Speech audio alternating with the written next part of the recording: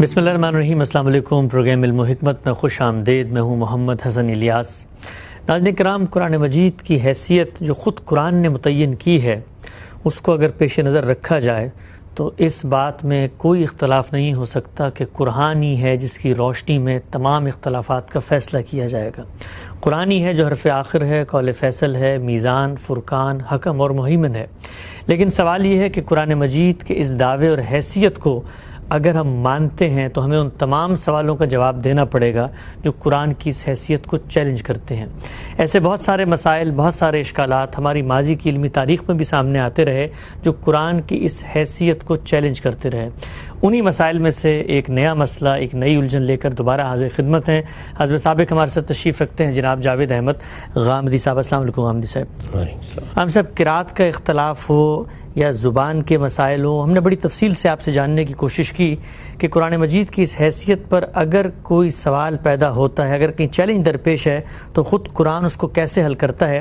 آج اس بحث کو آگے بڑھاتے ہیں اور میں آپ سے سمجھنا چاہتا ہوں کہ قرآن مجید کے بارے میں جب بھی ہم علماء سے گفتگو سنتے ہیں تو کہا یہ جاتا ہے کہ اس کی آیات دو طرح کی ہیں، بعض محکم ہیں، بعض متشابہ ہیں، اور متشابہ آیات کے بارے میں یہ بالعموم سمجھا جاتا ہے کہ اس کے معنی، اس کا مفہوم ہم نہیں جان سکتے، خدا ہی جانتا ہے۔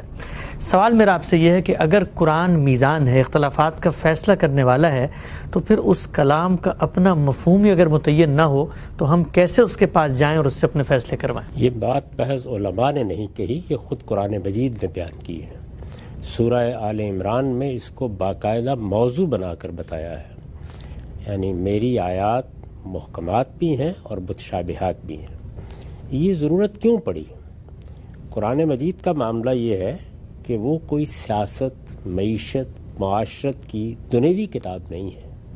یعنی ایسا نہیں ہے کہ جس طرح ہمارے ہاں فلسفی، حکماء، ماہرین اس دنیا کے معاملات میں کوئی کتاب لکھتے ہیں تو ظاہر ہے کہ دنیا کے اندر ہمارے سامنے اشیاء ہیں، انسان ہیں، ہم ان کا مشاہدہ کرتے، ان کا تجربہ کرتے، اسی دنیا میں رہ کر معاملات کو دیکھتے اور کچھ چیزوں کا اس سے استنباط کر لیتے ہیں۔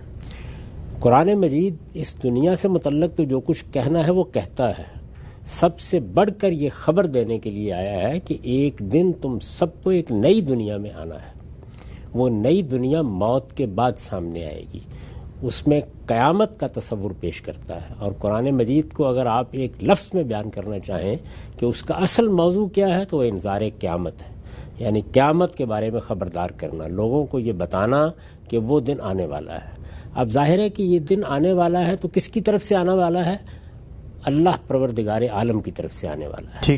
اللہ پروردگار عالم اس کے حوالے سے یہ بتاتے ہیں کہ میں نے یہ دنیا کیوں بنائی، میں نے انسان کو کیوں وجود بخشا، انسان کے وجود بخشنے کی ابتدا کہاں سے ہوئی، میری ہدایت کی ابتدا کہاں سے ہوئی۔ اس کے نتیجے میں ایک بہت بڑا ماضی وجود میں آتا ہے اور ایک بہت بڑا مستقبل وجود میں آتا ہے۔ یعنی ماضی وہ ہے کہ جس کو آج ہم دیکھ نہیں سکتے، آنکھوں سے مشاہدہ نہیں کر سکتے۔ جب یہ بتایا جائے گا کہ آدم و حوا سے انسانیت کی ابتدا ہوئی، یہی دو تھے کہ جن سے سب انسان بعد میں پیدا ہوئے، اللہ نے ان کو اپنی ہدایت سے نوازا، ان کی طرف اپنا پیغام بھیجا، ان کا استفاء کیا، ان کو برگزیدہ کیا، تو ظاہر ہے کہ یہ ماضی کی تاریخ ہے۔ اسی طریقے سے جب یہ بتایا جائے گا قیامت برپا ہوگی، اس میں جنت ہوگی، اس میں دوزخ ہوگی، اس میں لوگ جزا و سزا کے مراحل سے گزریں گے، اس میں ایک نیا جسم دیا جائے گا، اس میں بہت سی نعمتیں ہوں گی، اس کا عیش دائمی عیش ہوگا، جو تم چاہو گے پالو گے، تمہاری کچھ نئی صلاحیتیں ہوں گی جو غیر معمولی طور پر تمہیں عطا کر دی جائیں گی۔ تو یہ گویا مستقبل میں ایک عالم ہے جس کے بارے میں اطلاع دی جا رہی ہے۔ اسی طریقے سے اللہ تعالیٰ اپنی بادشاہی کے بارے میں باخبر کرتے ہیں۔ وہ یہ بتاتے ہیں کہ ملائے اعلیٰ ہے، اس میں میرے فرشتے ہیں، وہ فرشتے میرے پیغامات تم تک لے کے آتے ہیں۔ اسی طریقے سے بعض اور مخلوقات کا ذکر کرتے ہیں، جیسے جنات ہیں، ان کے بارے میں بھی بتاتے ہیں کہ ان کو اس سے پہلے کیا ذمہ داری دی گئی تھی۔ پھر ابلیس زیر بحث آ جاتا ہے۔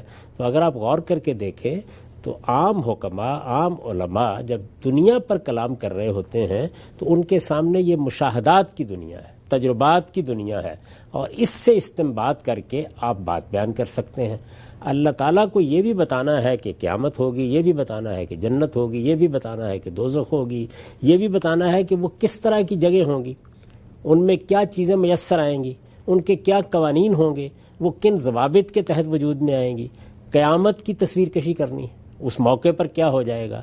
تو یہ جو نادیدہ عالم ہے، یعنی خواہ وہ ماضی سے تعلق رکھتا ہو یا مستقبل سے تعلق رکھتا ہو، اس کو بیان کرنے کا کیا طریقہ اختیار کیا جائے، یہ ہے وہ بنیادی سوال.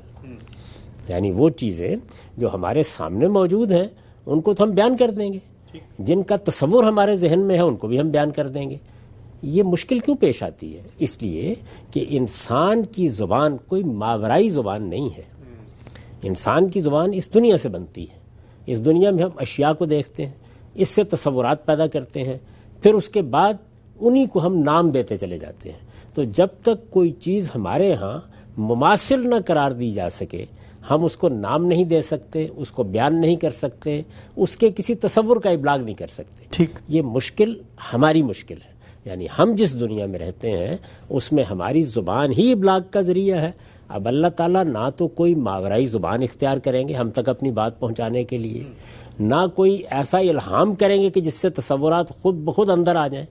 جب اسی زبان کو ابلاغ کا ذریعہ بنانا ہے، اس میں کتاب نازل کرنی ہے، اسی میں اللہ تعالیٰ نے کلام کرنا ہے، تو اب یہ بتائیے کہ اس مشکل کو کیسے حل کیا جائے.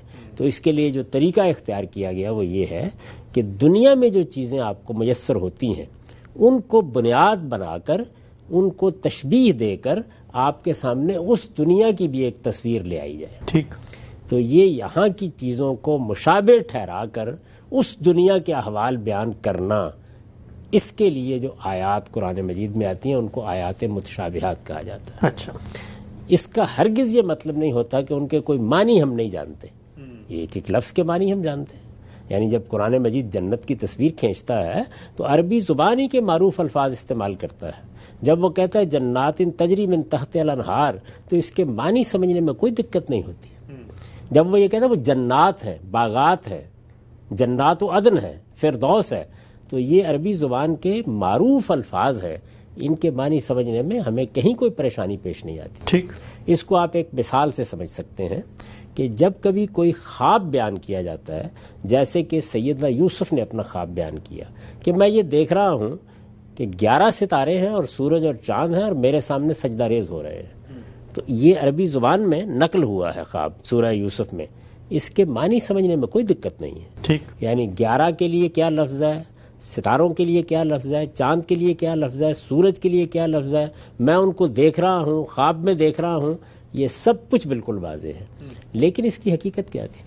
یعنی جب انہوں نے یہ کہا کہ میں 11 ستاروں کو اور سورج اور چاند کو اپنے سامنے جھکتے ہوئے دیکھ رہا ہوں، تو معنی کو سمجھنے میں سیدنا یعقوب کو بھی کوئی دقت نہیں ہوئی. اور اب جب ہم اس آیت کو پڑھتے ہیں تو ہمیں بھی کوئی دقت نہیں ہوتی. لیکن اس کا مصداق کیا تھا، یعنی اس کی حقیقت کیا تھی؟ وہ جو حقیقت ہوتی ہے وہ اس طرح کے اسالیب میں ہمارے سامنے نہیں ہوتی. ٹھیک، یعنی جس چیز کی تمثیل ہے، جس چیز کو بیان کیا جا رہا ہے، وہ جب اپنی حقیقی صورت میں سامنے آئے گی تو کیا ہوگی؟ عربی زبان میں کسی چیز کی حقیقت کو تعویل کہا جاتا ہے. اچھا، اسی وجہ سے خواب کی تعویل، سیدنا یوسف کہتے ہیں نا کہ مجھے اللہ تعالیٰ نے تعویل احادیث کا علم دیا ہے، یعنی میں چیزوں کی حقیقت کو بیان کر سکتا ہوں.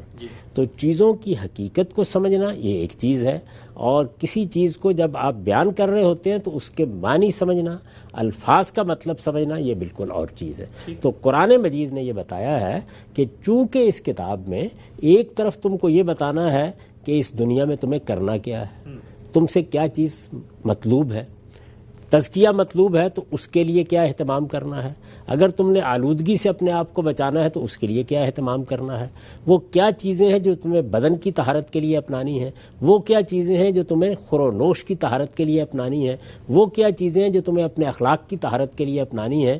تو دین کا وہ حصہ جس میں احکام ہیں، جس میں ہدایات ہیں، ان کے بیان کرنے کے لیے تو تمہاری زبان میں الفاظ بھی ہیں اور تم حقائق سے بھی واقف ہو. ٹھیک، لیکن وہ نادیدہ عالم جو تمہاری آنکھوں کے سامنے نہیں آتا، یعنی جنت کیا ہے، دوزخ کیا ہے، قیامت کیسے برپا ہوگی، ماضی میں کیا ہوا تھا، سیدنا آدم کی تخلیق کس طریقے سے ہوئی تھی، اس تخلیق کے بعد اللہ نے ان سے کیسے کلام کیا تھا، ابلیس کے ساتھ کیا معاملہ پیش آ گیا، وہ کیا چیز تھی جس کا پھل انہوں نے کھا لیا. اب ظاہر ہے کہ یہ سب چیزیں جتنی ہیں یہ جب بیان کی جاتی ہیں تو ان کے لیے کوئی الفاظ ہماری زبان میں موجود نہیں ہیں.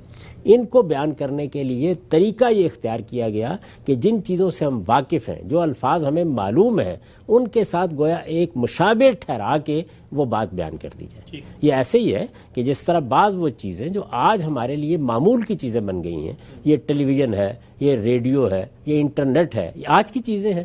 اب سوچئے تھوڑی دیر کے لیے کہ اگر کوئی آدمی 200 سال پہلے ان کو بیان کرنا چاہتا، تو آج تو میں ایک لفظ بولتا ہوں تو یہ آپ تک منتقل ہو جاتی ہیں۔ اس وقت کیا طریقہ اختیار کیا جاتا؟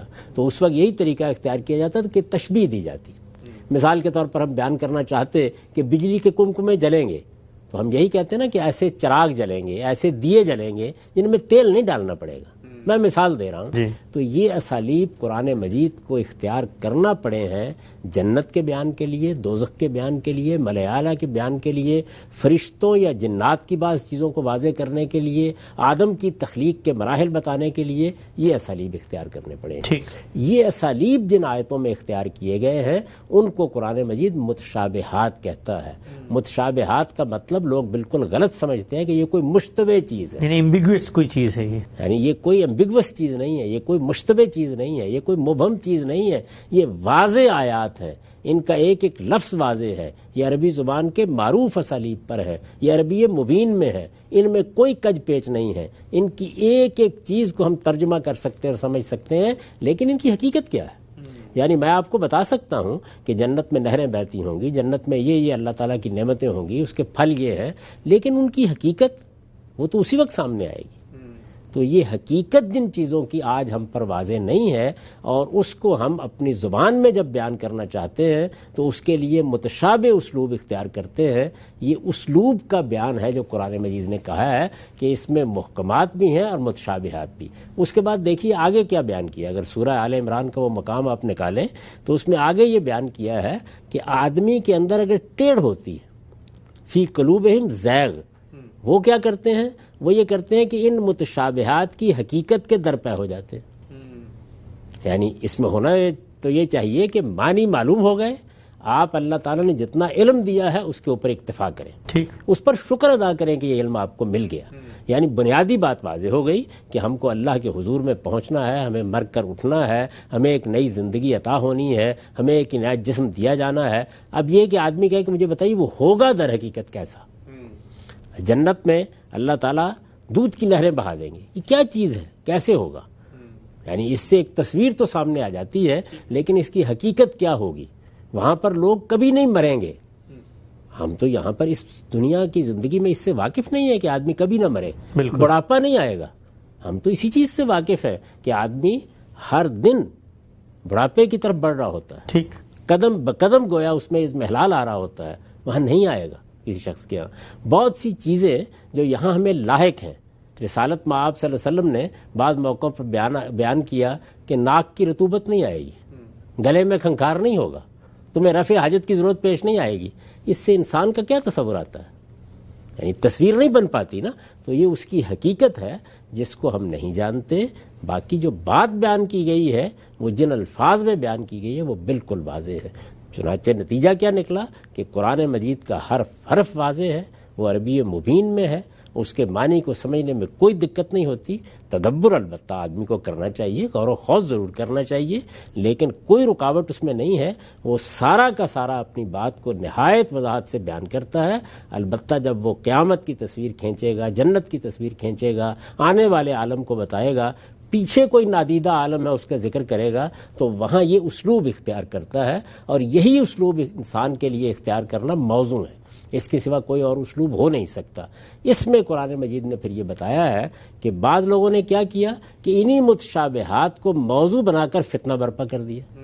ابتغاء الفتنہ و ابتغاء تاویلہ، اسی سورہ آل عمران میں فرمایا ہے کہ بعض لوگ کیا کرتے ہیں کہ اس کو موضوع بنا کے قرآن مجید پر اعتراض کریں گے، خدا کی حکمت پر اعتراض کریں گے، طرح طرح کے سوالات اٹھائیں گے، ان کے پیش نظر فتنہ پیدا کرنا ہوتا ہے۔ اور بعض لوگ دیانتداری سے ان کی حقیقت کے درپے ہو جاتے ہیں، معلوم کرنا ہے حقیقت کیا ہے اس کی، درا حالے کہ ان کی حقیقت مرنے سے پہلے ہم پر واضح ہو نہیں سکتی۔ تو فرمایا کہ لا یعلم تاویلہ الا اللہ، اللہ کے سوا ان کی حقیقت کوئی نہیں جانتا۔ ان کے معنی بالکل واضح ہے، ان کا مفہوم بالکل واضح ہے۔ حقیقت کے باب میں جس وقت ہم ان کو سنتے ہیں تو جب یہ جان لیتے ہیں کہ یہ ہمارے پروردگار کی طرف سے خبر ہے تو پھر ہم اس کا شکر ادا کرتے ہیں اور کہتے ہیں کہ آمنا، ہم اس کے اوپر ایمان لیں۔ ٹھیک ہے، بہت ہی آپ نے مفصل انداز میں بڑی خوبصورتی سے بیان کیا کہ متشابہات اور محکمات یہ ہوتی کیا چیز ہیں، اور قرآن مجید نے کیا وہ وجہ ہے، کیا وہ پس منظر ہے جس میں ان کو استعمال کیا ہے۔ آپ نے کچھ مثالیں دیں کہ ہم بھی اگر یہ چاہتے آج سے 200-250 سال پہلے کہنا کہ اگر ایک زمانے میں ٹیوب لائٹ ہوگی یا ٹی وی ہوگی تو یہی تمثیل کا اسلوب یا وہی مثالیں جو ہمارے سامنے انہیں کو استعمال کرتے۔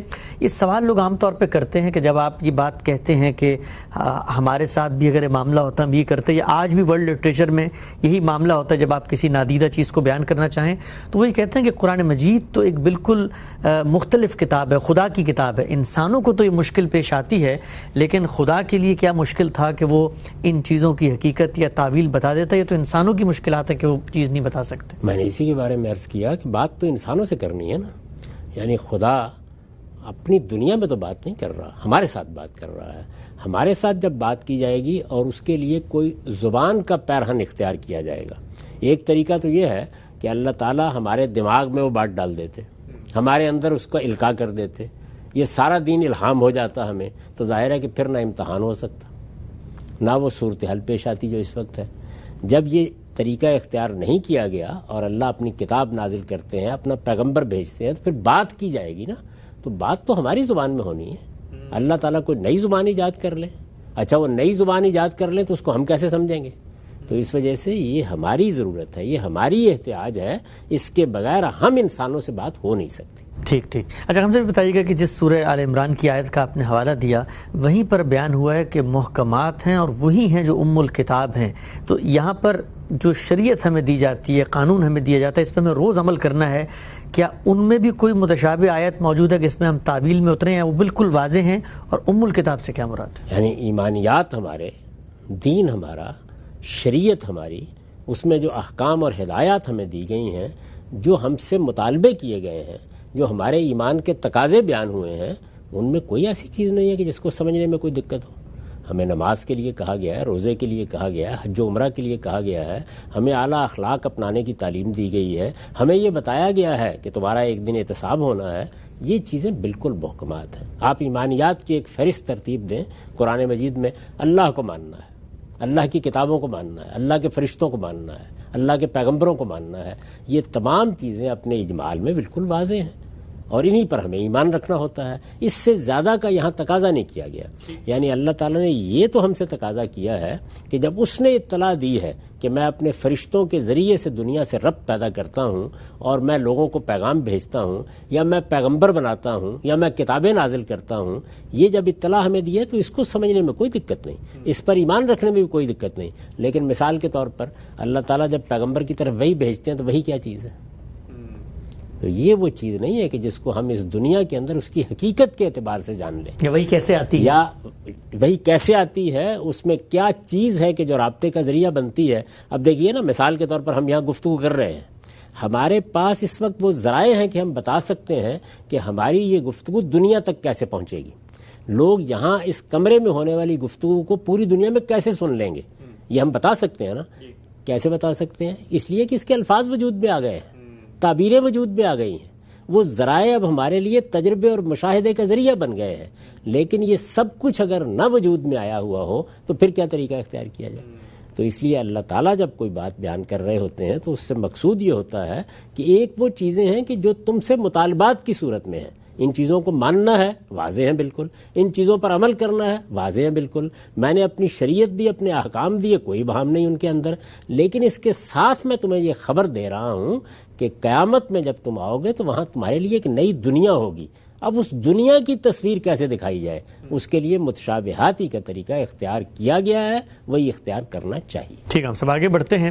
سورہ آل عمران کی جو آیت یہاں پہ زیر بحث ہے، اس میں اللہ تعالیٰ نے خود بیان کر دیا ہے کہ آیات محکمات بھی ہیں، ان میں متشابہات بھی، لیکن جن کے دلوں میں ٹیڑھ ہے، کجی ہے، زیغ ہے، وہ ان کی تعویل کے در پہ ہو جاتے ہیں۔ ہم نے یہ دیکھا کہ بعض اہل علم اس کی یہ تعویل بھی کرتے ہیں کہ اللہ ہی ان کے حقیقی مفہوم کو یا ان کی حقیقت کو جانتا ہے، اور آگے آیت میں ایک لفظ آیا کہ وَالرَّاسِخُونَ فِی الْعِلْم، تو اس کا ترجمہ یوں کرتے ہیں کہ ان کی حقیقت اللہ ہی جانتے ہیں، اور وہ لوگ جو علم میں رسوخ رکھتے ہیں، لہٰذا راسخ العقیدہ علماء ایک خاص درجے پہ جب پہنچ جاتے ہیں تو وہ بھی ان تعویلات سے باخبر ہو جاتے ہیں۔ تو یہ بتائیے گا کہ اس آیت میں سورہ آل عمران کی وَالرَّاسِخُونَ فِی الْعِلْم کا تعلق کیا تعویل کو جاننے والے لوگوں سے ہے؟ ہرگز نہیں، ہم نے اس کو واضح کر دیا ہے۔ ظاہر ہے کہ یہ ایسی چیز نہیں ہے کہ اس کو یہاں اس طریقے سے بیان کیا جا سکے، تو میں یہ عرض کروں گا کہ اس میں استاذ امام کی تفسیر تدبر قرآن میں لوگ دیکھیں، بالکل اسی طریقے سے میری تفسیر البیان میں لوگ دیکھ لیں، بہت سے دوسرے اہل علم نے بھی اس کو بیان کیا ہے۔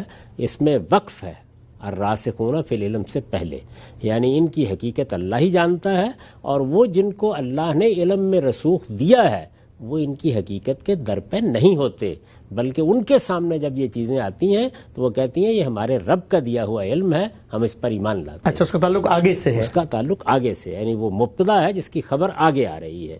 تو یہ بات تالیف کلام سے بالکل واضح ہو جاتی ہے، اور اگر آپ خود جملے پر غور کریں تو اس کا امکان ہی نہیں رہتا، کیونکہ اگر وہ جانتے ہیں کہ ان کی حقیقت کیا ہے تو آگے کی جملے کی افادیت کیا رہ گئی؟ پھر تو مسئلہ ہی ختم ہو گیا۔ وہاں بات یہ بیان کی گئی ہے کہ یہ قرآن مجید چونکہ تمہیں اس دنیا کے اندر ہدایت دیتا ہے، تمہارے سامنے ایک نصب العین رکھتا ہے، تمہیں قیامت کے لیے تیار کرتا ہے، اس ذیل میں یہ جن چیزوں کو ماننے کے لیے کہتا ہے وہ بھی واضح اور محکم، جن چیزوں پر عمل کرنے کے لیے کہتا ہے وہ بھی واضح اور محکم، لیکن وہ داستان جو تمہاری اگلی زندگی کے لیے تمہیں سنائی جا رہی ہے وہ تمہارے لیے ابھی قابل فہم نہیں ہو سکتی۔ تمہیں اس کی تصویر دکھائی جا سکتی ہے، لیکن وہ تصویر تمہاری ہی زبان میں ہوگی، اس کی حقیقت بعد میں سامنے آئے گی، یہ بتایا جا رہا ہے۔ اور یہ کہا ہے کہ ان کی حقیقت اللہ تو جانتا ہے، لیکن جن لوگوں کو اللہ نے علم میں رسوخ دیا ہے وہ ان کے درپے نہیں ہوتے۔ پیچھے بتا دیا ہے کہ ان کے درپے کون ہوتا ہے؟ ان کے درپے وہ لوگ ہوتے ہیں جن کے دلوں میں ٹیڑھ ہوتی ہے، جو صحیح بات کو اس کی صحیح جگہ پر رکھ کر سمجھنے کے لیے تیار نہیں ہوتے۔ اما الذین فی قلوبہم زیغ، یعنی جب دل میں ٹیڑھ پیدا ہو جاتی ہے تو پھر دیکھیے کتنی خوبصورت بات کہی ہے، پھر انسان یا تو انہی چیزوں کو موضوع بنا لیتا ہے، جیسے کہ ہمیں بہت سی مثالیں ملتی ہیں قرآن مجید میں کہ قرآن نے یہ کہا کہ دوزخ کی تہہ میں جو درخت اگے گا وہ تھوہر کا درخت ہوگا، زقوم کا درخت ہوگا۔ اب ظاہر ہے اس سے بیان کیا مقصود تھا؟ بیان کرنا یہ مقصود تھا کہ اس دنیا میں کیا رونق ہے، کیا درخت ہیں، کیا پودے ہیں، کیا سرسبزی ہے، وہاں پر تھوہر ہی ہوگا تمہارے سامنے۔ اب اس سے عبرت پکڑنے کے بجائے انہوں نے موضوع اس کو بنا لیا کہ ایک طرف تو قرآن ہمیں یہ بتا رہا ہے کہ دوزخ میں آگ جل رہی ہوگی، دوسری طرف کہتا ہے وہاں درخت بھی ہوگا۔ تو یہ کیا چیز ہے؟ یہ ابتغائے فتنہ ہے، یعنی آپ بات کو سمجھے ہی نہیں، نہ آپ اس آگ کی نوعیت کو سمجھے، نہ آپ وہاں درختوں کے ہونے کو سمجھے، آپ نے اس دنیا پر قیاس کر کے اس کو تضحیک کا، استہزاء کا موضوع بنا لینا چاہا، یہ ابتغائے فتنہ ہوا۔ اچھا، اسی طریقے سے بعض متکلمین، بعض فلسفے سے شغف رکھنے والے لوگ اس میں اتر گئے کہ اچھا یہ دیکھا جائے کہ اس قدیم ہستی سے یہ حادث دنیا وجود میں کیسے آئی ہے، ان کا باہمی ربط کیا ہے، اس کے اسماء و صفات کا اس پر پرتو کیسے پڑتا ہے، تخلیقی عمل کس طریقے سے ہوتا ہے۔ یہ ہماری گرفت میں آنے کی چیزیں نہیں ہیں، ان کے بارے میں اجمالی علم قرآن مجید نے دیا ہے۔ ایک وحی کو لے لیجئے، جیسے میں نے عرض کیا، جس پر ہمیں ایمان لانا ہوتا ہے، یعنی ہم یہ مانتے ہیں کہ محمد الرسول اللہ پر اللہ کی طرف سے وحی آتی تھی، یہ مانتے ہیں کہ پہلے پیغمبروں پر یہ وحی آتی تھی اور اس کے ذریعے سے قرآن نازل ہوا ہے، یہ سب مانتے ہیں۔ لیکن جب لوگوں نے یہ سوال کیا کہ اس کی حقیقت کیا ہے، یسألونک عن الروح، یہ وحی جو آتی ہے یہ کیا چیز ہے؟ تو اللہ تعالیٰ نے یہ بتایا کہ یہ میرا امر ہے جو صادر ہوتا ہے، وہی الفاظ کی صورت اختیار کر لیتا ہے، یہ میرا امر ہے جو صادر ہوتا ہے وہی مخلوقات کی صورت اختیار کر لیتا ہے، یہ ایک کلمہ ہے جو میری زبان سے نکلتا ہے اور پھر وہ تم تک ابلاغ کے سارے مراحل طے کرتا ہوا پہنچ جاتا ہے۔ وما اوتیتم من العلم الا قلیلا، لیکن تمہیں اس کی حقیقت کا علم بہت تھوڑا دیا گیا۔ تو اس سے تنبیہ کی گئی کہ وہ چیزیں جو انسان کے جاننے کی ہیں وہ سب اللہ نے اپنی کتاب میں بیان کر دی ہیں، وہ چیزیں جن کی حقیقت کو سمجھنا یہاں انسان کے لیے ممکن نہیں ہے ان کا اجمالی تعارف کرا دیا ہے، اسی زبان میں کرا دیا ہے جس کو انسان سمجھتا ہے، اس میں تشبیہ کا طریقہ اختیار کیا گیا ہے۔ رہی ان کی حقیقت تو وہ قیامت کے بعد سامنے آئے گی۔ ٹھیک، اگر حمزہ آپ نے فرمایا کہ جو یہ رائے ہے کہ ان کی حقیقت کیا علماء بھی جان سکتے ہیں، اس آیت میں اس کلام سے کیا مراد ہے؟ عام طور پہ ایک روایت بھی پیش کی جاتی ہے اور یہ کہا جاتا ہے کہ یہ جو تعویل کا علم ہے یہ بھی بعض لوگوں کو حاصل ہو سکتا ہے۔ رسالت آپ صلی اللہ علیہ وسلم سے منسوب ایک دعا ہے سیدنا ابن عباس کے حق میں کہ فرمایا کہ علمہ التعویل، کہ اللہ تعالیٰ ان کو تعویل کا علم جو ہے وہ سکھا دے۔ تو یہاں پر کون سے علم سکھانے کی بات ہو رہی ہے؟ یہ تفسیر کے معنی میں ہے، جیسے ہم بھی بولتے ہیں نا، آپ دیکھیں کہ بہت سی ہمارے ہاں تفسیریں قرآن کی لکھی گئی ہیں جن کو تعویل ہی کا نام دیا گیا ہے۔ تعویل، تفسیر یعنی کسی چیز کے معنی جاننے کی کوشش کرنا، یہ ایک دوسرا استعمال ہے۔ تو یہ استعمال قرآن مجید میں بھی ہوا ہے اور یہ استعمال آپ کو حدیث میں بھی نظر آ جائے گا بعض جگہ۔ لیکن تعویل کا اصل مدعا کیا ہے؟ حقیقت۔ اور حقیقت جب کسی چیز کی آپ جاننا چاہتے ہیں تو وہ آپ کے یا مشاہدے کی چیز ہونی چاہیے یا تجربے کی چیز ہونی چاہیے، یا تجربے اور مشاہدے میں کسی دوسرے کے وہ آ گئی، الفاظ اس کے لیے تیار ہو گئے، آپ تک اس کا ابلاغ ممکن ہونا چاہیے۔ تو جنت دوزخ کا معاملہ یہ نہیں ہے، تو وہاں یہ لفظ استعمال ہوا ہے چیز کی حقیقت کے معنی میں۔ ٹھیک، ہم سے بتائیے گا کہ قرآن مجید کو جب ہم کھولتے ہیں اور جب ہمیں یہ علم آ جائے کہ بعض آیات متشابہات ہیں، بعض محکمات ہیں، تو جہاں سے آغاز ہو رہا ہے دوسری سورہ کا، سورہ بقرہ کا، تو اس کے شروع میں آتا ہے الف لام میم۔ اس کی جب تفسیر یا اس کی توضیحی مزید کو ہم نیچے دیکھتے ہیں تو علماء نے اس کو بھی متشابہ بعض لوگوں نے قرار دیا اور کہا کہ ان کا جو تعویل، ان کا جو مفہوم ہے، ان کی جو مراد ہے وہ اللہ کے سوا کوئی نہیں جان سکتا۔ تو یہ مجھے بتائیے گا کہ جب ہم قرآن کو کھول رہے ہیں، ایک عام بندہ قرآن سے متعلق ہو رہا ہے، تو کھولتے ہی اس کو یہ میسج ملتا ہے کہ اس کے تو آغاز ہی میں کوئی ایسی چیز ہے کہ جس کے معنی کو ہم نہیں جانتے، نہ اس کا تعلق جنت سے ہے، نہ جہنم سے، نہ نادیدہ عالم سے ہے۔ تو یہ حروف مقطعات یا الف لام میم یا باقی جو آتے ہیں، یہ کیا متشابہات ہیں یا محکمات ہیں؟ ہرگز نہیں، یہ صورتوں کے نام ہیں۔ اگر آپ دیکھیں تو تمام محقق علماء اس کو بڑی وضاحت سے بیان کرتے ہیں۔ آپ زمخشری کی تفسیری کا مقدمہ دیکھ لیں، امام رازی کے یہاں دیکھ لیں، سب اس بات سے واقف ہیں کہ یہ صورتوں کے نام ہیں۔ یعنی اللہ تعالیٰ نے صورتوں کے نام اس طریقے سے رکھے ہیں۔ آپ جانتے ہیں کہ قرآن مجید کی دوسری سورہ کا نام ہے البقرہ۔ البقرہ کے معنی کیا ہے؟ گائے یا بیل۔ تو آپ یہ بتائیے کہ سورہ کے مضمون سے اس کا کیا تعلق ہے؟ اگر آپ کو مثال کے طور پر البقرہ کے معنی بھی نہ آتے ہوں تو اس سے قرآن کے فہم میں کیا فرق واقع ہوگا؟ کچھ صورت پڑھیں گے سمجھ میں آ جائے گی۔ اچھا، اسی طرح آل عمران کیا ہے؟ یعنی آل عمران جو تیسری سورہ ہے، اس میں ایک جگہ یہ آیت آ گئی ہے کہ ان اللہ اصطفیٰ آدم و نوحم و آل ابراہیم و آل عمران علی العالمین، یعنی سیدنا مسیح علیہ السلام کے خاندان کا ذکر ہو رہا ہے۔ وہاں ان کے جد ہیں عمران، ان کا ذکر آ گیا ہے۔ تو اب لوگوں نے اس سورہ کا نام کیا رکھ لیا؟ آل عمران۔ یہ جو اس وقت آپ کو صورتوں کے نام ملتے ہیں یہ زیادہ تر صحابہ کے رکھے ہوئے ہیں۔ اچھا، اللہ تعالیٰ نے جو صورتوں کے نام رکھے ہیں وہ حروف مقطعات کی صورت میں ہیں، اور اس راز کو امام فراہی نے بہت خوبی سے کھولا ہے۔ انہوں نے یہ بتایا کہ اصل میں قدیم زبانوں میں یہ جو حروف تہجی ہیں، الفابیٹس ہیں، یہ اشیاء کی علامت ہوتے تھے۔ جیسے بقرہ ہے تو بقرہ کیا ہے؟ ایک جانور کا نام ہے، اس پہ آپ نے نام رکھ لیا۔ اسی طرح کسی شخص کے نام پہ نام رکھ لیا۔ آپ دیکھیے قرآن مجید کی سورہ قلم، قلم بھی ایک چیز ہے نا جسے لکھا جاتا ہے۔ نون والقلم وما یسطرون، اس میں چونکہ قلم کا لفظ آ گیا اس کا نام رکھ دیا۔ اس کا نام اللہ تعالیٰ کا رکھا ہوا کیا ہے؟ نون۔ نون مچھلی کو کہتے ہیں۔ تو یہ حروف تہجی جو قدیم حروف تہجی ہیں، یہ عبرانی سے آئے ہیں، یہ سب کے سب اشیاء کے نام ہیں۔ ٹھیک، اور چیزوں ہی کی صورت میں شروع میں یہ حروف لکھے جاتے تھے، آہستہ آہستہ ان کی شکلیں بدلتی چلی گئیں۔ جو لوگ حروف کی تاریخ سے واقف ہیں، تحریر کے ماضی اور پس منظر کو جانتے ہیں، وہ اس بات کو بھی جانتے ہیں کہ یہ کتنی قوی بات ہے جس کی طرف امام فراہی نے اشارہ کر دیا ہے۔ تو انہی چیزوں کو، یعنی نمایاں چیزوں کو ملا کے اللہ تعالیٰ نے صورتوں کے نام رکھ دیے ہیں۔ آپ ان کا مفہوم نہ جانیں اس سے کوئی فرق نہیں پڑتا، ان کو متشابہات نہیں کہتے۔ ٹھیک، ہم سب آگے بڑھتے ہیں۔ یہ بتائیے گا کہ ہمارے ہاں پورا تصور ہے جب ہم عقائد کی کتابیں پڑھتے ہیں، کلام کی بحثیں پڑھتے ہیں، تو اللہ تعالیٰ کی ذات کی بارے میں بہت سارے تصورات ایسے ہیں جن کی تفصیلات وہاں بیان کی جاتی ہیں۔ مثلا اللہ اگر قادر مطلق ہے تو کیا اللہ کوئی ایسا پتھر بنا سکتا ہے کہ نعوذ باللہ اس کو خود بھی نہ اٹھا سکے؟ اس طرح کی بحثیں ہو جاتی ہیں۔ تو کیا اللہ تعالیٰ یہ ان متشابہ آیات کی تعویل کے بارے میں انسانوں کو روک کے یہ پیغام دے رہے ہیں کہ جس چیز کا ان کو علم نہیں ہے وہ اس میں آگے بڑھ کے مفروضات کی بنیاد پر خدا کی ذات کے حوالے سے کوئی تصورات قائم نہ کریں؟ دیکھیے، قرآن مجید نے اللہ تعالیٰ کی ذات کے بارے میں یہ بتایا ہے کہ انسان کے پاس کوئی چیز نہیں جس سے اس کی مثال دی جا سکے۔ ٹھیک، جنت کی مثال دی جا سکتی ہے، دوزخ کی دی جا سکتی ہے، جنت کی نعمتوں کی دی جا سکتی ہے، قیامت کے برپا ہونے کے عمل کی دی جا سکتی ہے. دیکھیے نا، اسے بیان کیا گیا نفخ فی الصور، نرسنگا پھونک دیا جائے گا. تو نرسنگا یا بوک یا کرنا، اس سے ہم بھی واقف ہیں. ہمارے ہاں بھی اس طریقے سے بعض موقعوں کے اوپر اطلاع دی جاتی ہے یا اعلان کیا جاتا ہے یا منادی کی جاتی ہے، تو ہم اس سے واقف ہیں. لیکن اللہ تعالیٰ کی ذات کا کوئی پرتو بھی یہاں موجود نہیں ہے، یعنی نہ انسان میں نہ کائنات میں.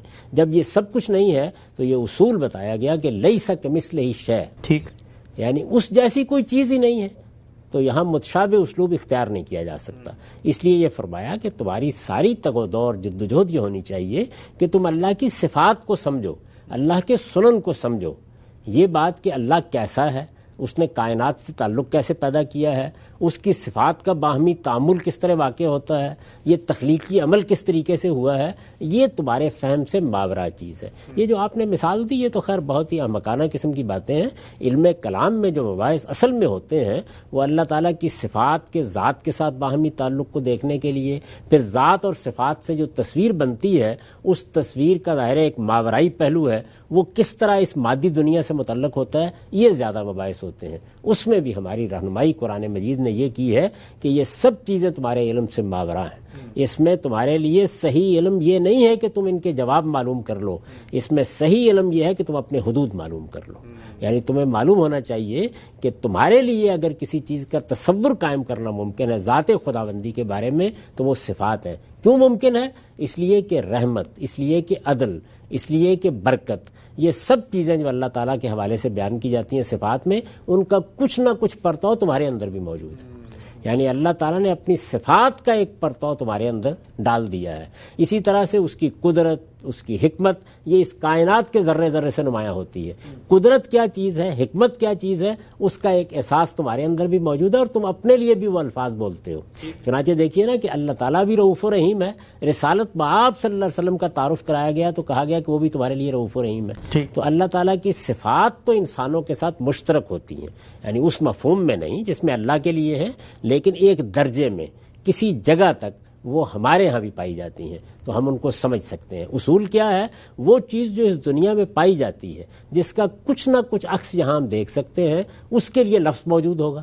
یعنی رافت، رحمت، یہ سب الفاظ موجود ہیں نا. یہ الفاظ قرآن نہیں وجود میں لایا، یہ پہلے سے موجود ہے. کیوں موجود ہے؟ اس لیے کہ یہ تصورات موجود ہیں. محبت، نفرت، یہ جذبات پہلے سے ہمارے اندر موجود ہیں. غضب، قہر، ان چیزوں سے ہم واقف ہیں. جب ہم ان سے واقف ہیں تو اب اللہ کی صفات کو بھی اگر بیان کرنا ہو تو یہی الفاظ مستعار لیے جا سکتے ہیں. لیکن ذات خداوندی کے بارے میں سرے سے کوئی چیز ہی موجود نہیں ہے. تو وہاں یہ کہا گیا کہ اللہ کے معاملے میں اس طرح کی مثالیں مت دو، اس لیے کہ لیس کمثلہ شیء. ٹھیک. اچھا ہم صاحب، ایک رائے یہ بھی سامنے آتی ہے متشابہات کے بارے میں کہ بہت ساری ایسی چیزیں ہیں جو اس وقت تو ہمارے لیے متشابہات میں ہیں، لیکن ہو سکتا ہے کہ سائنس کی ترقی سے ہمارے علم میں اضافہ ہو جائے تو وہ چیزیں ہم پر واضح ہو جائے. مثلا قرآن مجید ہی میں ہے کہ 7 آسمان بنائے گئے، تو اب ہم اس وقت تو نہیں جان سکتے، بہت ساری پیشن گوئیاں ہیں، لیکن جب وہ پوری ہو جائیں گی یا جب ہمیں علم مل جائے گا تو ہم ان کی حقیقت کو بھی جان لیں گے. تو کیا متشابہات کی ایک فردر کیٹیگری یہ بھی بنائی جا سکتی ہے کہ ایسے ہیں جن کا علم ہو سکتا ہے مستقل قریب میں مل جائے؟ دیکھیے بہت سی چیزیں ایسی ہیں، جیسے میں نے ماضی کی مثال دی، یعنی دنیا کی تاریخ کیا ہے، ابتدا کس طریقے سے ہوئی، آدم علیہ السلام نے تاریخ کہاں سے شروع کی، یہ سب چیزیں بیان ہوئی ہیں نا. ان میں سے آج تو ہمارے لیے کوئی چارہ اس کے سوا نہیں کہ یہی اسلوب اختیار کیا جائے. لیکن اللہ کی کتاب قرآن مجید میں ان سب چیزوں کو بیان کرنے کے لیے ایسے طریقے اختیار کیے گئے ہیں کہ ہم خود اس تجربے سے گزر چکے ہیں کہ جب اس کی کچھ تھوڑی سی تصویر بھی سائنسی طریقے سے سامنے آ جاتی ہے تو آدمی سبحان اللہ کہہ اٹھتا ہے. مثال کے طور پر میں پیش کروں گا کہ اللہ تعالیٰ نے سورہ سجدہ میں یہ بتایا ہے کہ ہم نے انسان کو پیدا کیا تو کس طرح کن مراحل سے گزار کر پیدا کیا. وہ اس سے پہلے گرفت میں نہیں آتی تھی وہ بات، یعنی ایک طریقہ اختیار کر لیا گیا، اس میں وہی اسالیب اختیار کیے جو ہم بولتے ہیں. مثلا انسان کا تصفیہ کیا، مثلا اس کی نسل انسان کے اندر رکھ دی، مثال کے طور پر اس میں نفخ روح ہوا، مثلا اس کی ابتدا ہم نے گارے سے کی یا دلدل سے کی. یہ ساری باتیں جتنی تھیں وہ لفظاً سمجھ میں آ رہی تھیں، لیکن اس کی حقیقت کیا ہے، اصل میں یہ پروسیس کیسے ہوا، اب کچھ اس میں روشنی ہمارے سامنے آنے لگ گئی ہے. تو یہ چیز ظاہر ہوتی ہے، لیکن یہ انہی چیزوں کے بارے میں ہوگی جو ہماری اس دنیا سے متعلق ہے. ہماری اس دنیا میں ہے سبع سماوات، یعنی کائناتیں ہمارے سامنے ہیں، ان میں سے ایک کائنات کے اندر ہم رہتے ہیں، اس کی زمین پر ہمارا مستقر ہے، اس لیے یہ ہماری دنیا کی چیز ہے، اگرچہ ابھی نگاہوں سے اوجھل ہے. تو جو چیزیں نگاہوں سے اوجھل ہیں لیکن وقت کے ساتھ سامنے آ سکتی ہیں، ان کی حقیقت بھی سامنے آ سکتی ہے. اللہ تعالیٰ نے البتہ جو چیزیں قیامت کے بارے میں بیان کی ہیں، جنت کے بارے میں بیان کی ہیں، دوزخ کے بارے میں بیان کی ہیں، اپنی ذات و صفات کے باہمی تعلق کے بارے میں بیان کی ہیں، وہ سائنس کی گرفت کی چیز نہ ہیں نہ آ سکتی ہیں، اس لیے وہ ہمیشہ ایسے ہی رہیں گی. تو ایک جزوی سا معاملہ آپ کہہ سکتے ہیں جس میں توقع کی جا سکتی ہے کہ کسی حد تک شاید ہم اس کو گرفت میں کبھی لے سکیں. ٹھیک. ہم سب علوم قرآن جو ہے ہمارے یہاں قرآن مجید کے انہی گوشوں کے اوپر مشتمل علماء کی کاوشیں ہیں، وہ اس پر گفتگو کرتے ہیں. ایک رائے میں پڑھ رہا تھا امام زرکشی کی، وہ یہ کہتے ہیں کہ جو متشابہات رکھ دی گئی ہیں تو اس کا ایک مقصد یہ بھی ہے کہ علماء قرآن مجید میں غور کریں، ان کی دلچسپی کا سامان اس میں پیدا ہو، اور اس کے ذریعے سے قرآن مجید ان کے غور و تدبر کا مرکز و محور بن سکے. تو کیا آپ اس رائے سے اتفاق کرتے ہیں؟ اسی بات پر تو قرآن مجید نے سخت تنبیہ کی ہے، یعنی یہ بتایا ہے کہ جو لوگ ان متشابہات کے درپے ہوتے ہیں ان کے دلوں میں ٹیڑھ ہوتی ہے، تو علماء کیوں پیچھے پڑیں گے، ان کے درپے کیوں ہوں گے. قرآن مجید نے تو ہمیں جو بنیادی اخلاقیات سکھائے ہیں ان میں یہ کہا ہے کہ لا تقف ما لیس لک بہ علم، جس چیز کا علم تمہاری گرفت میں نہیں ہے اس کے درپے بھی نہیں ہونا چاہیے. تو ایک سچا عالم اس کے درپے کیوں ہوگا؟ وہ تو سب سے پہلے یہ جان لے گا کہ ان کے معنی مجھے معلوم کرنے ہیں، معنی پر مجھے غور کرنا ہے، اس سے جو تصویر بنتی ہے میرے سامنے اس تصویر کی بنیاد پر ایک اجمالی ایمان رکھنا ہے اور اس ایمان کے استدلال کو لوگوں کے سامنے واضح کرنا ہے. وہ تو راسخون فی العلم کا آگے مقصد یہ بیان کیا گیا ہے کہ وہ کبھی یہ کام نہیں کرتے اور کبھی کرنا بھی نہیں چاہیے. یہ کام تو مشرکین نے کیا، قرآن مجید کے منکرین نے کیا، ان مخاطبین نے کیا کہ جو ان چیزوں کے درپے ہوئے اور نتیجے کے طور پر اپنے لیے ایک فتنہ پیدا کر بیٹھے. ٹھیک. ہم صاحب جو آپ نے بات فرمائی کہ جن لوگوں کے دلوں میں زیغ، کجی یا ٹیڑھ ہوتی ہے، ہم جو پچھلی اقوام کو دیکھتے ہیں اللہ تعالیٰ قرآن مجید میں ان کا ذکر بھی کرتے ہیں اور تنبیہ کرتے ہیں کہ جو ہم خدا کے اس وقت آخری شریعت کو ماننے والے ہیں وہ ان جیسے نہ ہو جائیں. تو کیا آپ کو لگتا ہے کہ ان کے ہاں بھی یہ مسئلہ پیدا ہوا؟ مثلا اللہ تعالیٰ نے سیدنا مسیح کے بارے میں ایک تعبیر اختیار کی ہے، کلمۃ اللہ کی ہے، روح اللہ کی، تو وہاں پر بھی انہوں نے اس کی حقیقت کے پیچھے پڑ کے اس میں تعویلات پیدا کی جس سے ان کی گمراہی کا سامان ہوا. اسی کی مثال دی ہے قرآن مجید نے سورہ آل عمران کی ان آیات میں. اگر لوگ ان کو نکال کے پڑھیں تو ان میں یہ بتایا ہے کہ سب سے بڑا فتنہ اسی سے پیدا ہوا. یعنی لوگوں کو چاہیے یہ تھا کہ وہ اللہ کی کتاب جس طرح کے بات کو بیان کرتی ہے اس میں سے محکمات پر نگاہ رکھتے، یعنی ان چیزوں کو دیکھتے جو انہیں ماننی تھی. ہمیں ماننا کیا تھا کہ ہماری کائنات کا ایک پروردگار ہے، ہمارا ایک خالق ہے، وہی اس دنیا کا بادشاہ ہے، وہی تنہا معبود ہے. ان چیزوں میں سے کون سی بات ہے جس کو سمجھنے میں دقت ہوتی ہے؟ اس کے لیے استدلال بھی اگر کیا جائے گا تو خالص عقلی علمی استدلال کیا جا سکتا ہے. ان کو بیان کرنے کے اسالیب بھی ہماری زبان میں موجود ہیں. یہی بات انجیل بیان کرتی ہے، یہی تورات بیان کرتی ہے، یہی زبور بیان کرتی ہے. ان پر نگاہ رکھنی چاہیے تھی، لیکن انہوں نے کیا کیا؟ ان کی حقیقت جاننا چاہیے. اللہ تعالیٰ نے حضرت مسیح کو بن باپ کے پیدا کیا. اب دیکھیے اس کے جو محکم مقدمات ہیں وہ بالکل واضح ہیں. اس کائنات کا خالق ہے، یہ سارے قوانین اس کے بنائے ہوئے ہیں، وہ جب چاہے ان قوانین کو توڑ دے. قرآن مجید نے کتنی سادگی سے اس پر استدلال کیا ہے کہ تم مسیح کے پیدا ہونے کے بارے میں تعجب کر رہے ہو. آدم و حوا کے کیا کوئی آسمان میں ماں باپ تھے؟ ان کو بھی اللہ تعالیٰ نے مٹی سے پیدا کرنا شروع کیا، مختلف مراحل سے گزر کر آدم بھی بنا دیا، حوا بھی بنا دی. تو جو پروردگار پہلی مرتبہ تمہاری تخلیق براہ راست کرنے پہ قدرت رکھتا ہے، کہ اب اس کے ہاتھ بن گئے ہیں کہ وہ کسی کو بن باپ پہ پیدا نہیں کر سکتا. تو بڑا علمی اور بڑا عقلی استدلال کر کے قرآن نے بات ختم کر دی. لیکن ہم نے اس کے اندر اتر کر یہ جاننے کی کوشش کی پھر ایسا ہوا کیسے ہے. اچھا، ان کو اگر حمل ٹھہرا تو اس کے لیے پروسیس کیا اختیار کیا گیا. یہ وہ ساری چیزیں ہیں کہ جن کے درپے ہونے کا لازمی نتیجہ کیا نکلے گا کہ یا آپ اپنے آپ کو کسی فتنے کے حوالے کر دیں گے، اور یا آپ ان حقیقتوں ہی کو جاننے کے درپے ہو کر محکمات پر عمل کرنے سے قاصر رہ جائیں گے. اور بالکل وہی ہوا. یعنی ان کے ہاں یہ چیزیں سلیب کیوں دی گئی، یہ کیا آدم کے گناہ کا کفارہ ہو گیا ہے، شریعت کیا چیز ہے، یعنی یہ اپنی اساس میں باتیں ختم ہو گئیں. اور نتیجہ کیا نکلا کہ دین کی وہ ہدایت، وہ رحمت جس کو قرآن کہتا ہے کہ وہ تورات کے اندر ان کے لیے موجود تھی، اس سے اپنے آپ کو انہوں نے منقطع کر لیا، یہاں تک کہ پھر جب اللہ کی کتاب قرآن مجید نازل ہوئی تو اس سے بھی فائدہ نہ اٹھا سکے۔ ٹھیک، ہم صاحب ایک معروف مفسر اور تابعی ہیں مجاہد، ان کی رائے اس حوالے سے یہ ہے کہ محکمات جو ہیں وہ ان سے مراد حلال و حرام کے جتنے احکامات ہیں قرآن مجید میں وہ ہیں، اور متشابہات سے مراد وہ آیات ہیں جو ایک دوسرے سے ملتی جلتی ہیں، جیسے اللہ تعالیٰ نے کہا ہے وَمَا يُضِلُّ بِهِ إِلَّا الْفَاسِقِينَ، اور دوسری جگہ کہا ہے کہ وَالَّذِينَ اهْتَدَوْا زَادَهُمْ هُدًى۔ تو اب ان دونوں آیات میں ایک ہی بات بیان ہو رہی ہے، ملتی جلتی بات ہے، تو ان کو متشابہ کہنا چاہیے اور ان کو محکمات کہنا چاہیے۔ یہ بات جو ہے یہ انہوں نے کیسے کہی ہوگی، کس ذیل میں کہی ہے، اس کو جب تک ہم پوری طرح نہ جان لیں کوئی تبصرہ تو نہیں کرنا چاہیے، لیکن جس طرح یہ نقل ہوتی ہیں باتیں یہ ایسے ہے، میں آج درس قرآن دیتا ہوں، آپ بھی کہیں کوئی قرآن پڑھاتے ہوں گے، کوئی حدیث پڑھاتے ہوں گے، تو بالعموم لوگوں نے ان مجلسوں میں ان تابعی علماء کی بعض باتیں لکھ لی ہیں، اچھا، یا آگے بیان کر دی ہیں، اس کا سیاق کیا ہے، سباق کیا ہے، بحث کیا ہو رہی تھی، وہ عام طور پر ہم تک نہیں پہنچتی، لیکن جو کچھ پہنچا ہے اس سے اتفاق نہیں کیا جا سکتا۔ اچھا، اس کی وجہ یہ ہے کہ جو محکمات ہیں ان میں حلال بھی ہے، حرام بھی ہے، ان میں ایمانیات بھی ہیں، وہ سب چیزیں ہیں۔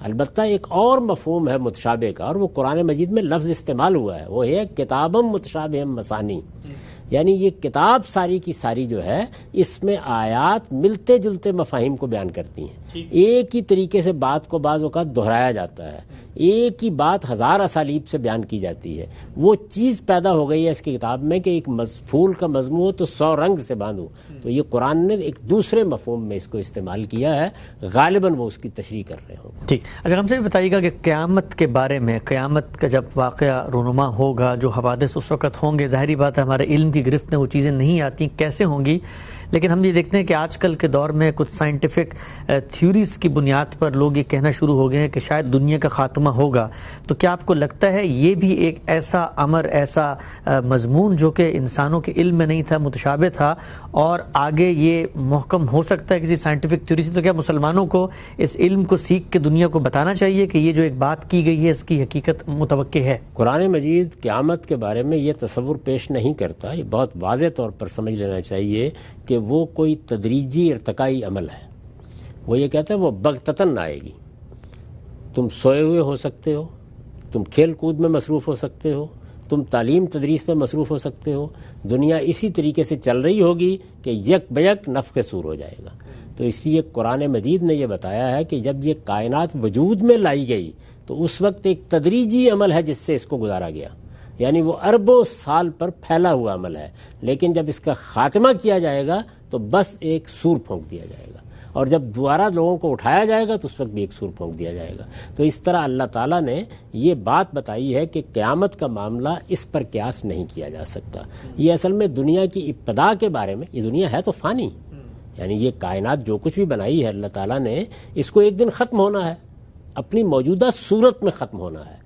تو اس وجہ سے انسان جب اس کے ماضی کو دیکھتا ہے تو خیال کرتا ہے کہ سورج کی روشنی بتدریج کم ہو جائے گی، سورج زمین کے بتدریج قریب آ جائے گا، تھوڑا تھوڑا قریب آ رہا ہے تو قیامت آ جائے گی۔ قیامت کا یہ تصور قرآن نے نہیں دیا، ٹھیک، وہ بغتتاً آئے گی، اچانک آئے گی، سوتوں جاگتوں کے اوپر آ جائے گی، اور اس وقت یہ نہیں بتایا گیا کہ تم لوگ انتظار کر رہے ہوگے اس بات کا یا اس وقت جیتے بھی ہوگے۔ آپ خود سوچئے کہ سورج کے قریب آنے کا عمل اگر سائنسی طریقے سے کسی ارتقائی طریقے سے ہو رہا ہو تو آپ بچیں گے ہی کہاں؟ قرآن مجید ایک بالکل دوسرا تصور پیش کرتا ہے۔ ٹھیک، ہم صاحب آخری سوال آج کی نشست کا، وہ سوال یہ ہے کہ قرآن مجید نے ان چیزوں کو جن کا ہم علم نہیں رکھتے، جن کو ہم نے دیکھا نہیں ہے، وہ نادیدہ عالم اس کو مثالوں سے بیان کرتا ہے یا ہمارے علم کی ٹرمینالوجیز ہی میں اس کو ریلیٹ کرتا ہے۔ سوال عام طور پہ یہ پوچھا جاتا ہے کہ قرآن نے جب جنت جہنم کے تصورات کو بیان کیا تو جو مثالیں بیان کی وہ سب کی سب وہ ہیں کہ جو ایک قبائلی معاشرت یا عربوں کے لیے کوئی ترغیب کا باعث بن سکتی ہے، مثلا دودھ کی نہریں ہیں اور شہد ہے، لیکن آج کی دنیا میں رہنے والے لوگ، ان کے لیے رغبات اور توجہات اور مثالوں کی دنیا بالکل دوسری ہے۔ تو اس میں ہمارے لیے اس تصور کی ایک ویگ سی تصویر حاصل کرنا یہ کیسے ممکن ہوگا؟ جیسے انسان ایک چیز سے دوسری چیز کو قیاس کرتا چلا جاتا ہے، ظاہر ہے کہ اس وقت جو لوگ سامنے تھے ان کو آپ یہ بتاتے کہ جنت میں جہاز چل رہے ہوں گے، یہ بتاتے کہ اس میں سیارے اڑ رہے ہوں گے، یہ کیسے بتاتے؟ ان کے لیے تو وہی تصویر موزوں تصویر ہوگی جس سے وہ واقف ہیں. چنانچہ جو بادشاہوں کے محلات، ان کے نیچے بہتی ہوئی نہریں، ان کے باغات، جو تصویر ان کے سامنے موجود تھی اسی کو بنیاد بنا کے قرآن مجید نے ان کے سامنے ایک تمثیل رکھ دی اور یہ بتا دیا کہ اس سے تم جنت کی نعمتوں کا کچھ اندازہ کر سکتے ہو. دوزخ کے معاملے میں یہی طریقہ اختیار کیا. یہی طریقہ موضوع ہے. جس طرح بحثیت مجموعی پوری انسانیت کا لحاظ کر کے آپ بات کرتے ہیں، اسی طرح جو اولین مخاطبین ہیں ان کا بھی لحاظ کیا جائے گا. اگر آپ وہ لحاظ نہیں کریں گے تو کلام ان کے لیے ناقابل فہم ہو جائے گا، تو پھر ہم تک کیسے پہنچے گا؟